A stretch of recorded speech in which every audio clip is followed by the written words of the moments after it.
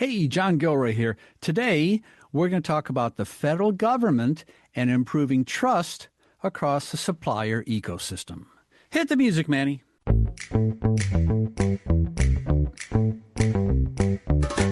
Welcome to the Federal Tech Podcast, the podcast that connects you to federal technology leaders. My name is John Gilroy, and I'll be your moderator in the virtual studio today. A hot Texas day is Robert Salvia. He is the Vice President of Federal Operations at Fortress Information Security, and his friends call him Diesel for some reason. So, Robert, I guess I can call you Diesel. Is that correct? Absolutely. Good. Well, you go to LinkedIn, you look up Robert's profile, and you drop your jaw and go, wow, I've done nothing. Been here, been there. Lots of years of serving in the military and got all kinds of views on technology. And I thought he'd be the perfect person to bring in here and talk about the supply chain and risk management. And a guy who's been up in a fighter plane might have understanding of risk here. A little understanding, Robert, of risk management? Absolutely, John. That is exactly what we deal with every day is operational risk. Good. How to accept it and move forward with the mission. Supply chain management was a big deal 4 or 5 years ago. Everyone remembers the big ships in Long Beach all stacked up there, and it's still around. It applies to many aspects of the federal government. So big open question from 40,000 feet. You must be familiar with that. From 40,000 feet, how can the federal government manage risk across supply chains for both hardware and software products? Two different concepts here. They really are different concepts, but it is one comprehensive solution. And that's what we see across federal is over the past few years, they've really started to embrace enterprise level solutions that are comprehensive. And we really talk about that with Fortress a lot is you need a comprehensive solution. In the past, Scrim was just, can I get what I need when I need it, in the quantities that I need it, where it needs to go. And that was traditional supply chain risk management. And then you had a separate group that was working on compliance once those things came over. And then further still, you had a separate group that was dealing with risk management, specifically cyber risk management after procurement. And they were trying to bolt on solutions. And when we really look at comprehensive Scrim across the space, it's not just the vendors, can they get you what you need? It's should you or shall you not be buying from them, depending on what it is that you're buying, and understanding that you're not buying a vendor, you're buying a product. And inside those products are hardware and software. And that's where your vulnerabilities are going to lie, your risks are going to lie. So having that comprehensive solution into one single pane of glass that you can, manage your risk across what can be a 30-year life cycle for federal systems is really important today. Well, the cognoscenti may know that abbreviation, but some listeners may not, and it's CSCRM. So it's Cybersecurity Supply Chain Risk Management, CSCRM. Okay, just didn't want to leave anyone out there and walk away from the interview here. Appreciate that. I was in a boat in Long Beach, and I looked out and I saw those boats in the harbor. They're waiting, stacked up. Now, for my little brain, if there's a widget in a container in a ship, it comes in here. There's an easy way to track origin of it. But with supply chain management, you got, software bill of lading, we got malicious code, we got actors here. I mean, it just seems like two complete different skill sets. It's like writing a symphony versus throwing a 100-mile fastball. Two skill sets, isn't it? It is, but again, the solution can be comprehensive, and that's really what it is. It's not as simple as, who did you order it from? When you really start talking about TPRM and how it's evolved, the first part really was understanding how many vendors are actually in your supply chain. And especially for the federal government, a lot of that stops at the tier one because of how we contract through a prime and a few subprimes that are on that contract. But when you really start getting down into at the subcomponent level, whether it's hardware or software, those are not always illuminated in those bill of materials or parts lists. So you know who you're buying from at the highest level, but not necessarily who they are buying from when you get down into that subcomponent area. So having that visibility and bringing that in so that you can actually understand what your risk is, as well as accept what is acceptable and start to remediate and mitigate that which is above a risk threshold that you're willing to accept. There are some people in this administration who are saying, well, there's so much commercial innovation out there. We just got to take and apply it right in the military, just transfer it right in there. You're getting pushed and pulled between this innovation in the commercial world and the demands in the military sector. There's got to be a approach to get innovation into the hands of a warfighter quick enough in a secure manner. So there's two concepts there. Can you have it both or just one? You can have it both, but you have to do it methodically. In that you do not want to sacrifice security for speed, and you don't want to sacrifice speed for security. So, we always said in the aviation world there was a reason that the safety department didn't design aircraft and sign off on them, because the safest aircraft wouldn't take off, because that is their main concern. So on every mission that we did, we were, doing operational risk management, accepting that risk, and then moving forward with the mission as to what was acceptable. And very much the same in a supply chain. With a global supply chain, you are going to have to accept some risk, especially with the outsourcing that has gone on over the last 40 years. The biggest part is to understand where that risk lies, what the criticality of those systems are, where it's in, the breadth, prevalence across your entire organization, and then knowing what needs to be mitigated, what can be accepted as you go through that life cycle. Yeah, visit a university, they have engineering courses and applied engineering courses. And I guess in cybersecurity, there's applied cybersecurity. A friend of mine does that. He goes into banks and he helps out. And he comes up with innovation for financial security. So what lessons can the federal government learn from, commercial organizations like that? I would say one of the biggest lessons they can learn is collaboration.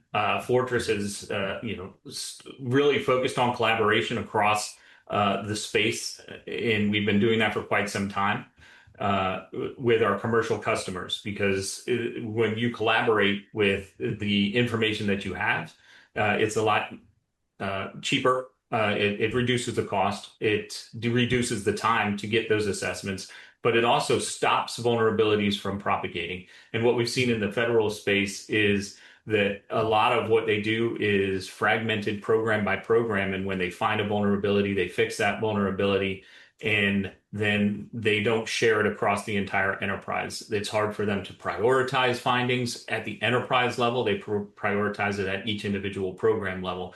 But if you can get a standardized foundation of where the risks are and then map that across the entire enterprise, which is what our solution has done for commercial space, as well as what we're doing now for the Department of War. So it's not what you find, it is what you fix.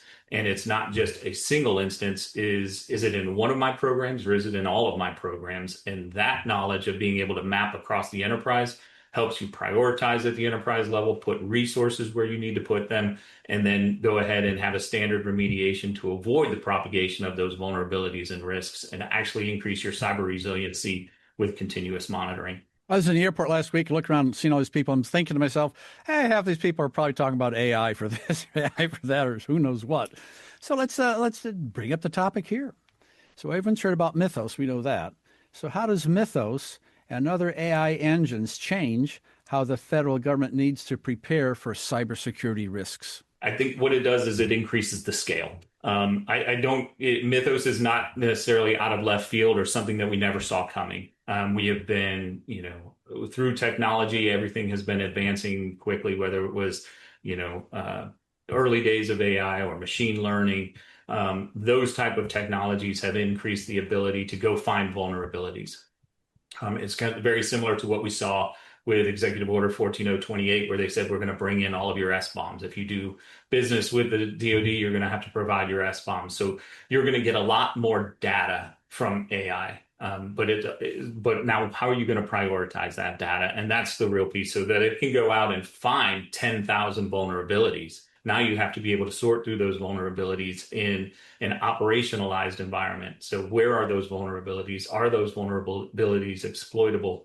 Where are they sitting in your system, in your architecture? How critical are they? Not just how it's scored out of context, but how critical is it to your mission readiness or your mission execution? Use that to prioritize it, stack it, and then go and remediate it. So AI is not something that we haven't seen before. It's just the scale now is going to really put a stress on them. And you're going to still have to have intelligent human beings that can provide that context, provide that prioritization.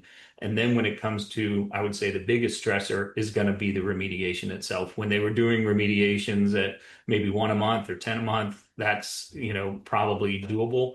Now, if you start seeing 1,000 of vulnerabilities that are being propagated across commercial and DoD, some of those will wind up on the KEV list that now with known exploits are really going to rise to the highest priority. So you're going to have to internally stack and prioritize as well. Robert, I am a podcaster and I listen to podcasts. I was listening to an interview with a gentleman last week. He's the CEO of Palo Alto. His name is Nikesh Arora. And I was kind of surprised when he said that, 30% of the Mythos claims are false positives. And I said, whoa, I thought Mythos was the answer to everything and super secret. Robert can put his feet up on the table, and there's flaws in some AI though, isn't it? I mean, it's not the answer for everything. It's really not the answer. It is a force multiplier, and it does need to say that. In the South, we have the saying, Jesus, take the wheel. And I think a lot of people are going to say, AI, take the wheel. And you're really going to put yourself into trouble if you just lean back and say AI is the answer for everything. You fully have to understand that, AI is a force multiplier. It is going to provide you a lot more active vulnerabilities, but with more data is going to come more false positives, more data that has to be sourced through, more tools that are going to have to be put in place to map it accurately across your specific environment. And what you're really going to need, and what Fortress has been doing at the enterprise level, is taking large amounts of data, integrating it across the entire enterprise, and then since I'm an aviator and Fortress is, working with the DoD, we have a heads up display, which is our dashboard, which pulls in all those vulnerabilities and customizes that dashboard for your actual risk so that you know what is the highest priority, develop your own risk thresholds, and then go ahead and work through those remediations. The AI, tsunami of vulnerabilities that are about to come across really have to be managed at the highest level and start saying, not just where the needles are, what haystack is it in, and how many haystacks do you have where it is. A wise man once said, if you can measure it, you can manage it. Okay, let's go back to your previous statement about, measuring prevent. Can you measure prevention? What metrics or, indicators can you use to figure out if you have a healthy environment or not? What would you use? Really, I think that's a great question, because especially when we start talking about just reams and reams of data, and a lot of people thought, there was an old friend of mine that he was like, hey, I want a report. And he would hold a stack of papers. He goes, and I want it to feel like an A, which meant if it was 50 pages, it felt like an A. But that's not where we are today. It really is. It's operationalizing. It is what actions have taken place. Not, we beat this into it. It's not what you find, it's what you fix. And it really is, 10,000 vulnerabilities are not a substantial metric. It's how many have you actually been able to take action on? What is your mean time from risk detection to remediation? What trend analysis, whether it's looking at a vendor, looking at your hardware, looking at your software. One thing we have moved away from is from compliance, which is turning a red box green and saying we're good for the next year or 2 years or 3 years, depending on what, regulation you're looking at, into continuous monitoring. So by continuously monitoring your risk, not just on vendors, as well as hardware, as well as software, you're going to have new threats, new exploits coming up at any given time that you're going to have to respond to. How does that affect your overall risk posture, not for a single program, but your overall enterprise? So trend lines for each one of those. But also, especially across the federal space, you're going to have new regulations, new standards, new instructions, new companies that are listed on a banned entity list. And you have to have a platform in place that can immediately adapt to those changes, whether it's a threat, whether it's a regulation, whether it's a merger and an acquisition. And how are you able to respond to that? What is your mean time? Another big metric that we use is just taking those that just give you data out of context, that say, hey, this one scored an 80 and this one scored a 60, but you don't know what those numbers mean. You have to pull this into a platform that can show you your risk score with a mission impact or a business impact. We do business impact on the commercial side. We do mission impact on the federal side that really shows these are your most critical systems to execute the mission. This is how it's going to affect mission readiness. And what were you able to, impact by remediations and mitigations? And to your question, how do you measure prevention? It's one of the hardest metrics. We used to laugh at the IT guys because it's like, if you do your job perfectly, nobody knows you did your job perfectly. But, you miss one day and everything goes down. You're the GOAT. So you have to be right 100%. So, What we look for is, have others been affected and you didn't get affected? That is absolutely that you are doing the due diligence up front. And another large piece is getting left of the acquisition timeline. Were you able to integrate with NBS model-based systems engineering tool sets, look at your parts list before they make it to the fleet and find those vulnerabilities, swap out to a more secure part. So that might not be something that you would see with a mean time to detection because you actually stopped it before it made it into the fleet. And those are the metrics that you should be looking at, is how is it being operationalized? So, Robert, you've dealt with many companies in your years, and I'm sure listeners deal with different companies. And when you mentioned checking a box or compliance box, I said to myself, well, that's easier said than done. I mean, so from your view, what separates organizations that can successfully manage supply chain risk and not just do the temptation of just the box? It's almost a personality of like, isn't it easier to check the box and go to lunch, or, oh no, Robert's not eating lunch, he's doing his job? I mean, it's almost a cultural thing, I think. It is exactly a cultural thing. And it is a hard culture to break because compliance is easy to measure. It's very binary. It either is or it isn't compliant, and I checked the box and I did my job. But what you really have to move away from is a compliance mindset into a risk management mindset. We used to say that, if we would go to a program and ask them, for their scrim processes or to check that box, and they would say, yeah, we did it. And as soon as somebody said, yes, we did it, I knew they didn't fully understand what Scrim or Cyber Scrim was, because it is something that you have to actively be doing with continuous monitoring.